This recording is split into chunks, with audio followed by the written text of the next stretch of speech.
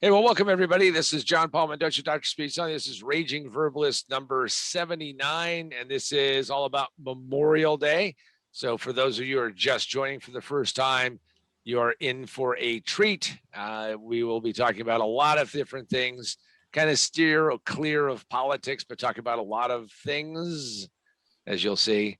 And as always, you can go to the Facebook page, which is Position to Win book, and go make comments and go put some questions there. You can also, if you're seeing this on YouTube, you can go down and hit the like button. Only hit the like button. I mean, if you don't like it, geez, go watch something else. I mean, there's something else to watch. And you can subscribe, because we try to do this. No, we don't try, but we do, as Yoda says, do not try, do, every Friday. And joining me as always, the ever lovely Sandra. Sandra is the person who sits in your space and ask those questions. Good morning, Sandra. Good morning. How are you? Doing great. Doing great. The internet is holding out for those of you who don't understand the joys of living in a third world country known as California. My internet was going up and down yesterday more than cryptocurrency. So it was not a joy to behold. All right, Sandra. So kick us off. What is the first question about this ever important? All right. So, how are you going to celebrate Memorial Day coming up? Well, maybe I should ask you. So, how are you celebrating Memorial Day? What are you doing? What are the plans? What are the exciting things that you're going to do? We don't do anything too exciting, but it's tradition. Every year we go and place flowers and flags and things like that at the cemetery. Been doing it since I was young with my grandma, and so we're definitely going to do that. Pay our respects and just enjoy the long weekend. There you go.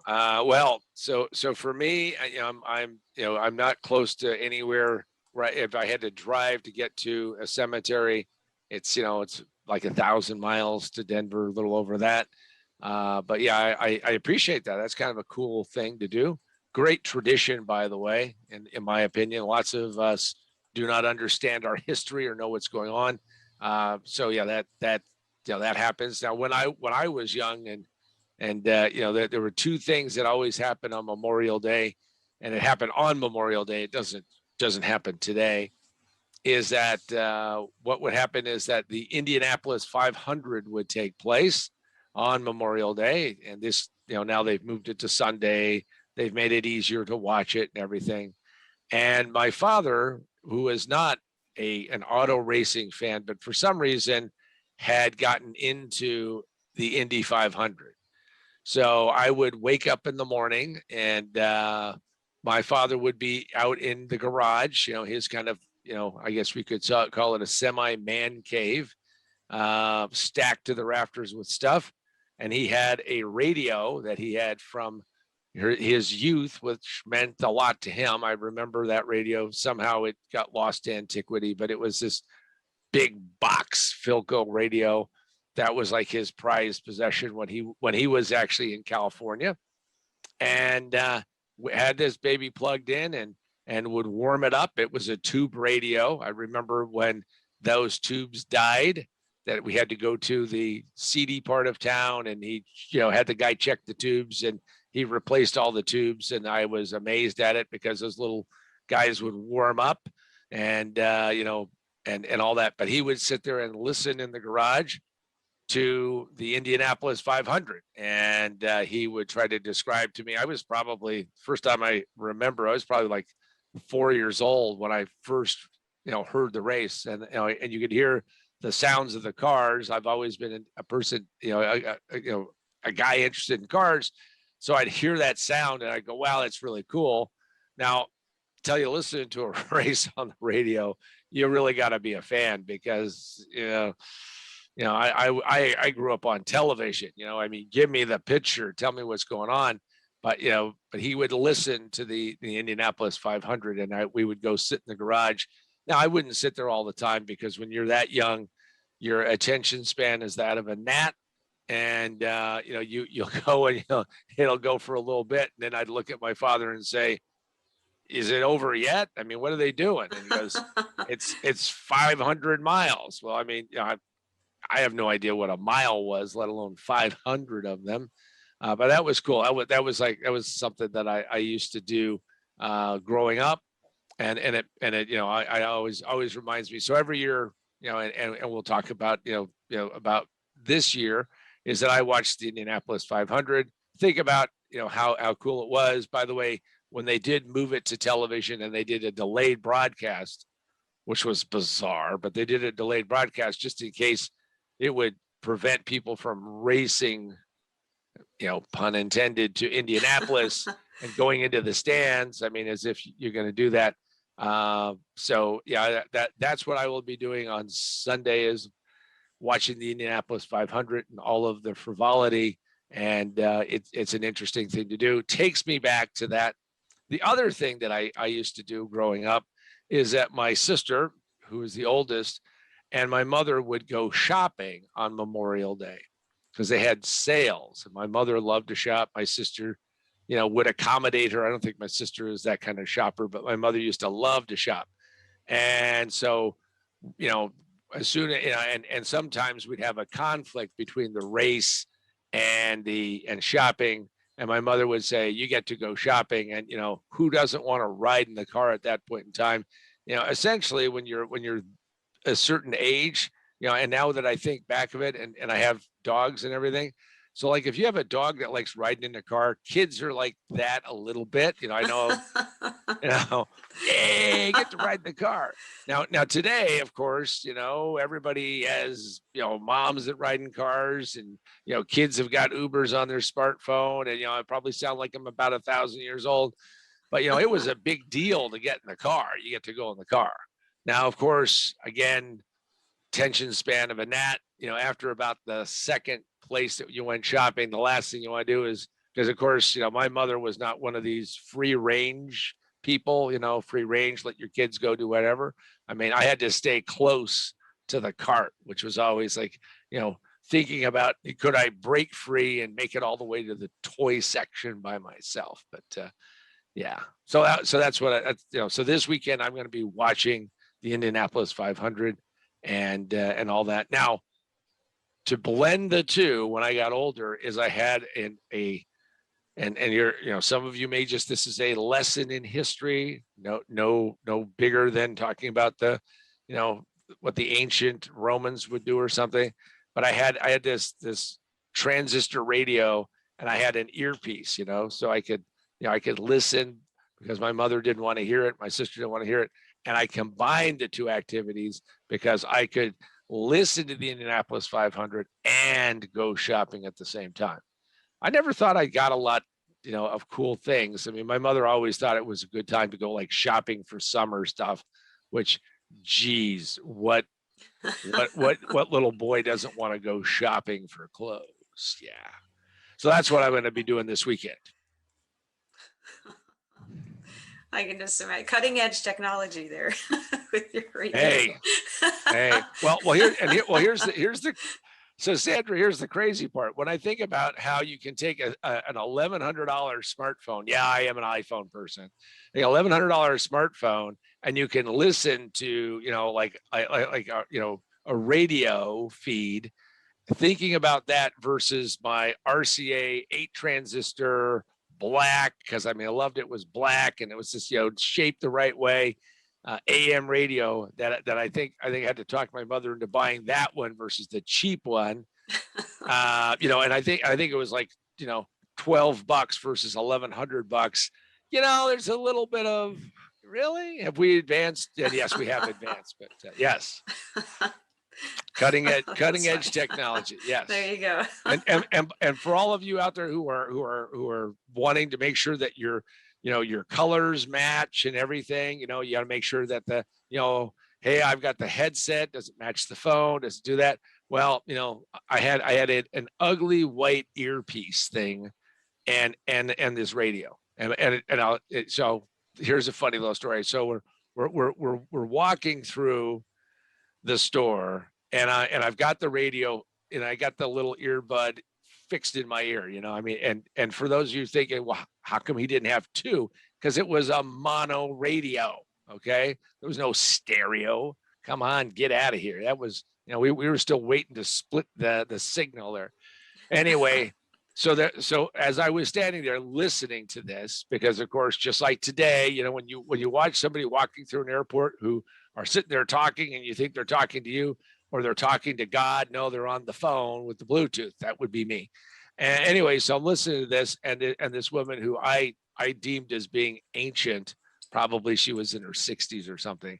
She looked at me and she said to my mother, well, it's so nice that technology's advanced. She didn't say it that way, but and my mother said, well, yeah, my mother's trying to figure out what the hell she's talking about, because the woman thought I had a hearing loss and that this was my hearing aid, this giant black radio. And she had to explain to her that this was a radio, and then we went through that. And so I was spreading technology even then. And the woman was amazed and she had to look at it. And then she changed the freaking channel and there were no presets. So then you had to tune it in. And I'm like, yee. So back in her day, she probably had one of those cones. Eh?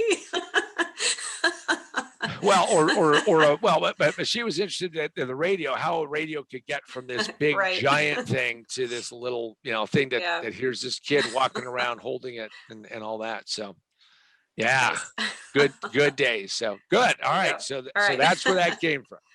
Yeah. So tell me a little bit more about your experience with the Indianapolis 500.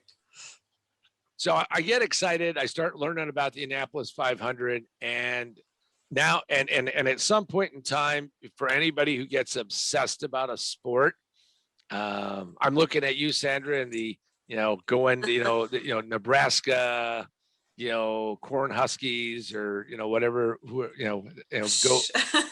go big corn red. Corn Huskers, husking corn. Come on. Husky is a dog.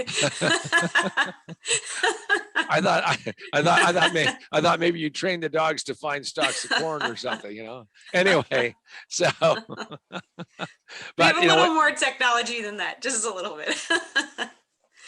Yeah, I mean, yeah. So yeah, I probably there's a guy sitting there listening to this right now going, I've got one of those radios and I'm gonna put it on eBay and sell that thing for a lot of money. Anyway, so I got really obsessed about the Indianapolis 500 as I was growing up, and I still love open wheel racing, Formula One, IndyCar, and so what I did was I just kept like getting really into it. However, in those days, to get any kind of coverage about it was like impossible, right? And in the newspaper, so what happened is that my father and my all those around me knew that I was there. So if there was any article in the newspaper at all, like the first time that they ever did a lap of 150 or 200 miles an hour, I mean, people tore it out of the newspaper and would make sure I would get it, and I would just get all into that. And then instead of being the precocious kid who couldn't, didn't want to listen too much, I would literally glue myself in front of the television and watch it like nonstop, because, a race, they don't have like, they used to have commercials. And of course, yeah. And then, I'd race around the house, but I would literally glue myself, now you can do, DVR it, watch it, whatever you want to watch it. You want to stop and start it. You want to do whatever you want to do with it. But I would become really obsessed with it. And then, I would just sit there and go, well, this is like so cool. So here's how crazy it got for me, because I decided that one of the journeys I needed to take, I was probably 11, 12 years old, is I needed to get to Indianapolis. I needed to get to the mecca of open wheel auto racing in the US.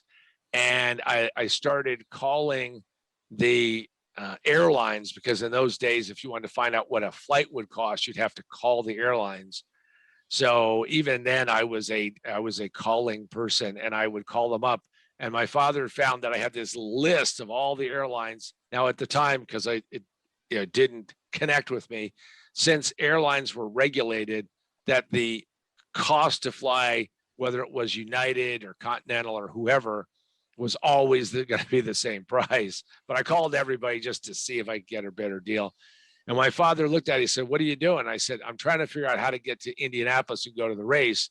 And then my father, being my father, tried to explain to me that he had a friend, never quite sure who this friend was, but he had a friend who had gone to the race, and that his friend explained to him that sitting in the stands was nowhere near as good as sitting in front of that RCA color TV sitting in my parents' living room, with the kind of weird 70s color.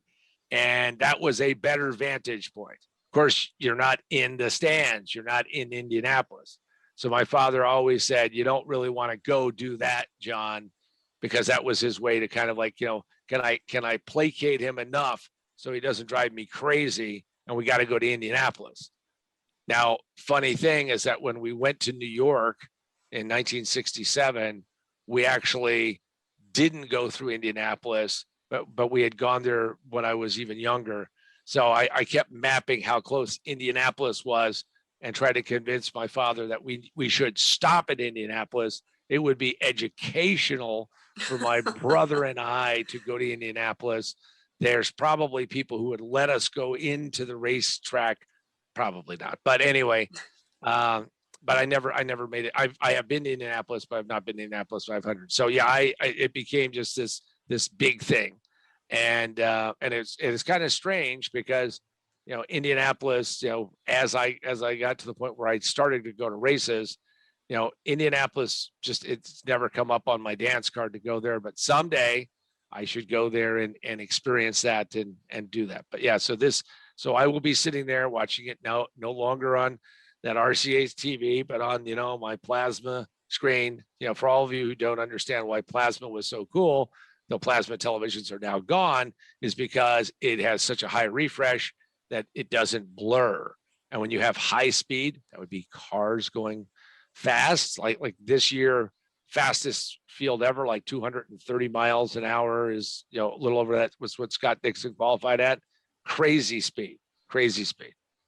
So that's my deeper experience of it. Final little tidbit is I'm at the California Speedway and I'm VIP area, and this guy tells me that he sponsors something in Indianapolis, and because he sponsors something, he ends up getting and he went every year to it, and that you get some kind of special thing. So who knows? Maybe someday I'll be in Indianapolis and do that. So Someday. Well, or we could, or we could make it a Raging Verbalist event and have people do that. I find bringing people who don't like auto racing to a race is a really bad idea because they now look like I did when I was really young after watching my father sitting there in that chair, moving back and forth in the garage, listening to everything that's going on with excitement in his head, and me sitting there going, "I like the sound. That's pretty cool. Why isn't it over? I got to go get something to eat." So, yeah. There you go. Excellent. All right. So besides like personal traditions, what is Memorial Day about and where did it come from? Well, there's some confusion, and I've had people ask me about this. Believe it or not, people ask me questions, and that is that there's 2 days. There's Memorial Day, and then there's Veterans Day. Now, Memorial Day, which is in some ways kick off summer, because I know summer officially starts according to the calendar in June 20th, right around there. But really, this is like the real first kickoff for at least North America. I know we got people from around the world that might listen to this, but that's like the kickoff of summer. Now in the UK, they don't call it Memorial Day. It's bank holiday or count your money day or figure out where your cash went day or something. I wonder when if we in the future, maybe what we'll have cryptocurrency day. That would be cool. Where everybody can sit around and count their bits. Let's go count our bits. Anyway, Memorial Day was all about celebrating the fact that people who had fallen. Now, it started off with those who had fallen in war, and that we would remember them. We would memorialize the sacrifice that they gave, which is a serious thing, and make sure that we memorialize and put that in, into perspective. And Veterans Day happens for honoring all veterans. And Veterans Day became a thing, especially after World War I, where you had so many people who had gone to war. At one time, I think it was called Armistice Day. We'll have to check the tail of the tape, but and it was designed to be around the day that the Great War, the supposedly war to end all wars, which turned out it was a prelude to a much bigger conflict.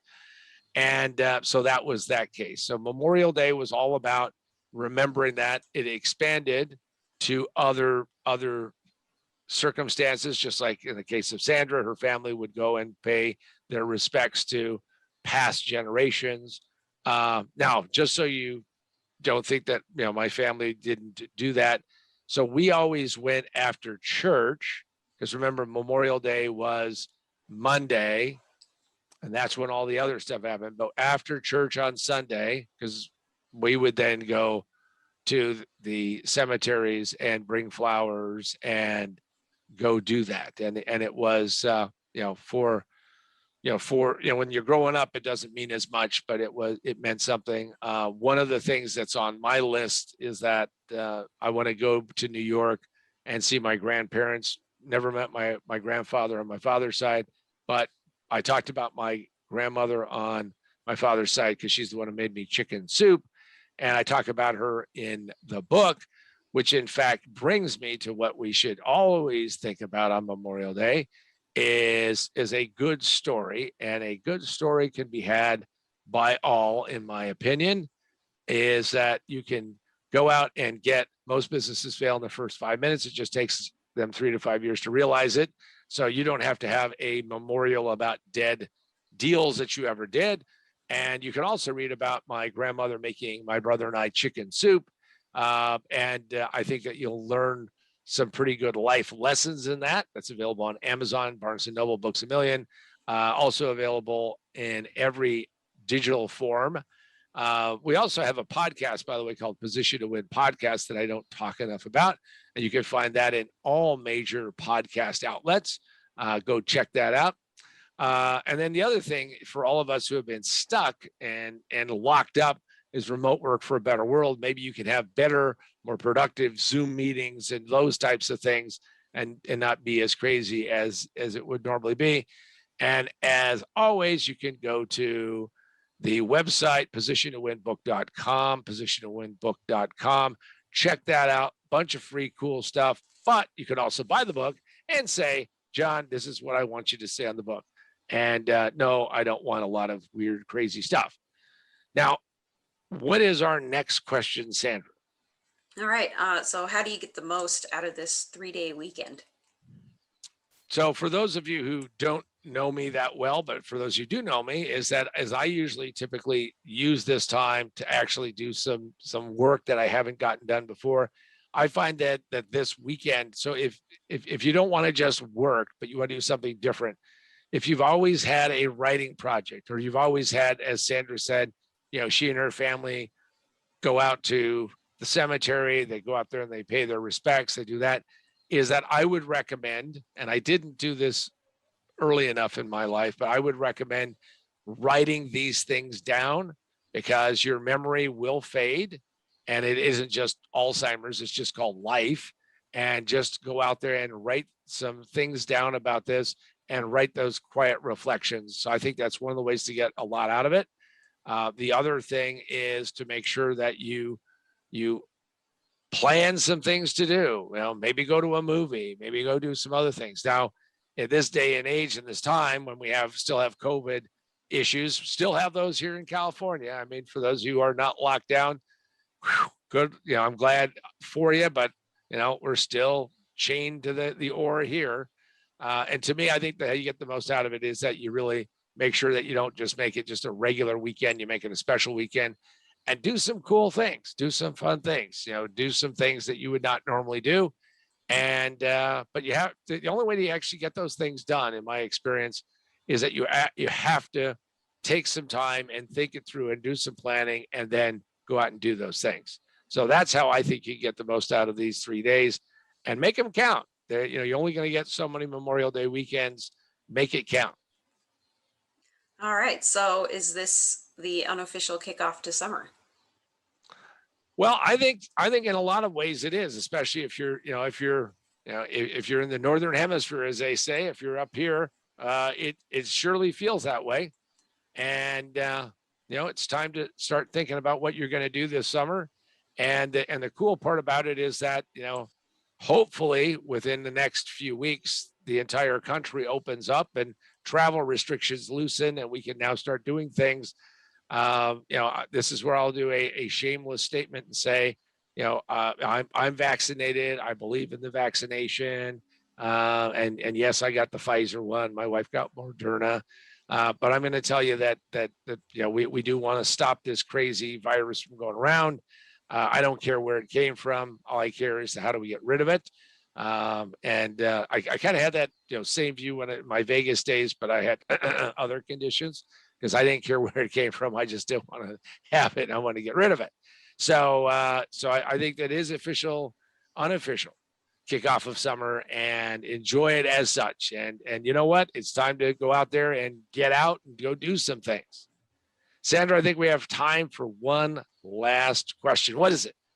All right. So how did COVID affect the holiday last year, and how is it affecting it this year? Well, it was a little bit like if you've ever seen the short animation Godzilla versus Bambi. Godzilla flattens Bambi like a pancake. That's what COVID did to Memorial Day last year. Last year was really crazy. Lockdowns everywhere. Indianapolis 500, they did run the race, but they had nobody in the stands. And so it was a very strange thing. Couldn't go out, a little bit like that caged animal type of thing going on. And this year, it seems like it's more open. So at least I'm going to see if I can get to a movie. Looks like they're going to have some fans in Indianapolis and other places. So hopefully we are seeing the tail end of this thing.